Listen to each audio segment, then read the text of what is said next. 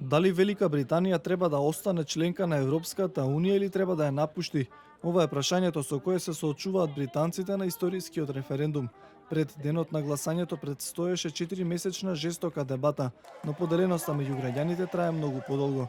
Испитувањето на јавното мислење покажува дека двете опции имаат речиси подеднаква поддршка.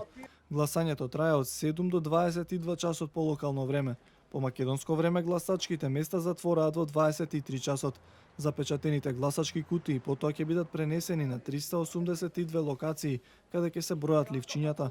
Бројката ги представува локалните самоуправни единици во Англија, Шкотска и Велс, плюс една за Северна Ирска и Гибралтар. Официјалните резултати од референдумот се очекува да бидат соопштени утре. Право на глас имаат рекордни 46,5 милиони луѓе.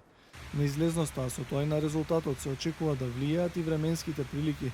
Во одредени региони хидрометеоролошката управа прогласи портокалов аларм поради очекувања за интензивни грмежи и поројни дождови, кои би можеле да предизвикаат локални поплави и пореметувања во сообраќајот. Во Лондон и јужниот дел на Англија невреме имаше во текот на ноќта. Ова е трет национален референдум во историјата на Велика Британија.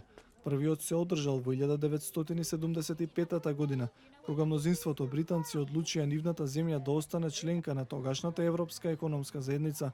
Вториот референдум кој се одржал на целата територија на Британија од 2011 година, кога мнозинството граѓани решија да не ги прифатат предложените промени во мнозинскиот систем за избирање на пратеници. Дополнително 2 референдуми се одржале на територија на Северна Ирска, по 3 во Шкотска и Велс и 1 во Лондон. Последен беше оној од пред 2 години, кога граѓаните на Шкотска одлучија да останат во рамки на Велика Британија.